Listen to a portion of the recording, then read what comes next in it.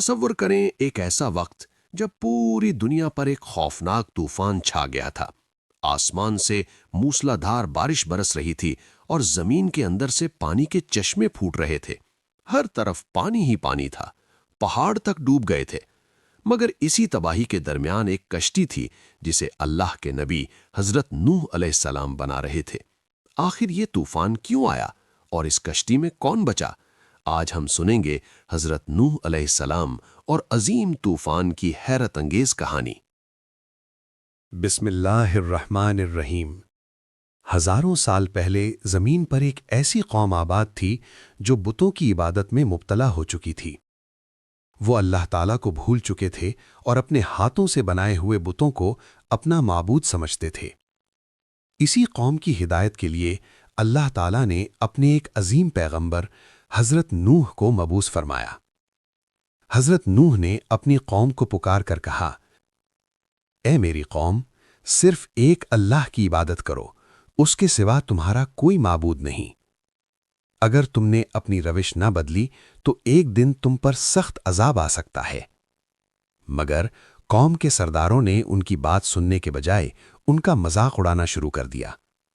وہ کہتے تھے، نوح، ہم تمہیں اپنے جیسا ایک عام انسان دیکھتے ہیں، تم ہمیں کیوں کہتے ہو؟ ہم تمہیں اپنے جیسا ایک عام انسان دیکھتے ہیں۔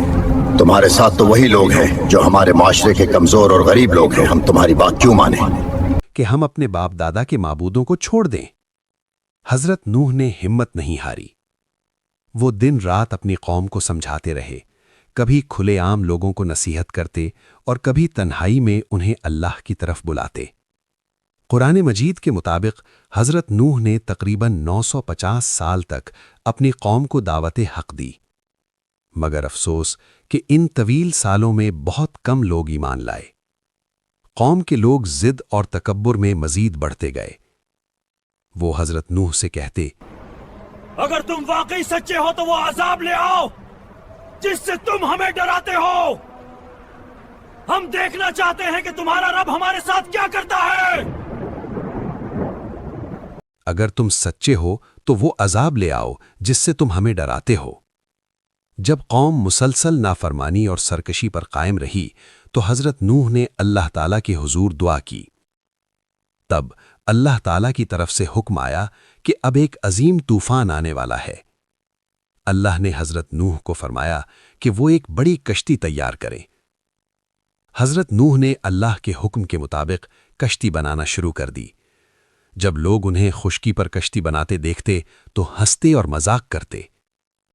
وہ کہتے، نوح، کیا تم پاگل ہو گئے ہو؟ یہاں تو کوئی سمندر بھی نہیں، پھر کشتی کیوں بنا رہے ہو؟ حضرت نوح سکون سے جواب دیتے، آج تم ہمارا مذاق اڑا رہے ہو، مگر ایک دن آئے گا جب تمہیں معلوم ہو جائے گا کہ رسوا کن عذاب کس پر نازل ہوتا ہے۔ پھر وہ وقت آ گیا جس کا وعدہ کیا گیا تھا۔ آسمان پر گھنے سیاہ بادل چھا گئے۔ اچانک موسلا دھار بارش شروع ہو گئی۔ زمین کے اندر سے بھی پانی کے چشمے پھوٹ پڑے۔ دیکھتے ہی دیکھتے چاروں طرف پانی ہی پانی ہو گیا۔ حضرت نوح نے اللہ کے حکم کے مطابق ایمان والوں کو اور ہر جانور کے ایک ایک جوڑے کو کشتی میں سوار کر لیا۔ کشتی اللہ کے نام سے پانی کے بلند طوفان میں چلنے لگی۔ اسی دوران حضرت نوح نے اپنے بیٹے کو دیکھا جو ایمان نہیں لایا تھا۔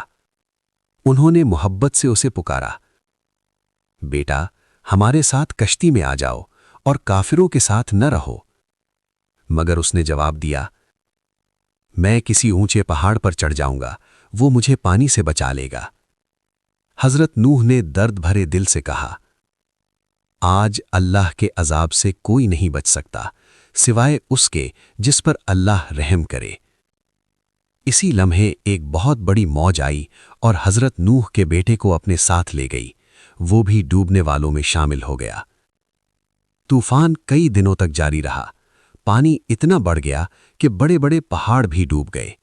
پوری سرکش قوم اس عظیم سیلاب میں غرق ہو گئی۔ پھر اللہ تعالیٰ نے حکم دیا، اے زمین، اپنا پانی نگل لے، اور اے آسمان، رک جا۔ بارش رک گئی، پانی آہستہ آہستہ کم ہونے لگا اور حضرت نوح کی کشتی ایک پہاڑ جودی پر آ کر ٹھہر گئی۔ اس کے بعد حضرت نوح اور ایمان والے کشتی سے باہر نکل آئے اور ایک نئی زندگی کا آغاز ہوا۔ یہ واقعہ ہمیں ایک بڑا سبق دیتا ہے۔ اللہ کے نبی ہمیشہ لوگوں کو حق کی طرف بلاتے ہیں۔ جو لوگ تکبر اور نافرمانی کرتے ہیں وہ آخر کار نقصان اٹھاتے ہیں، لیکن جو لوگ اللہ پر ایمان رکھتے ہیں اور صبر کرتے ہیں، اللہ تعالیٰ انہیں ہر مصیبت سے نجات عطا فرماتا ہے۔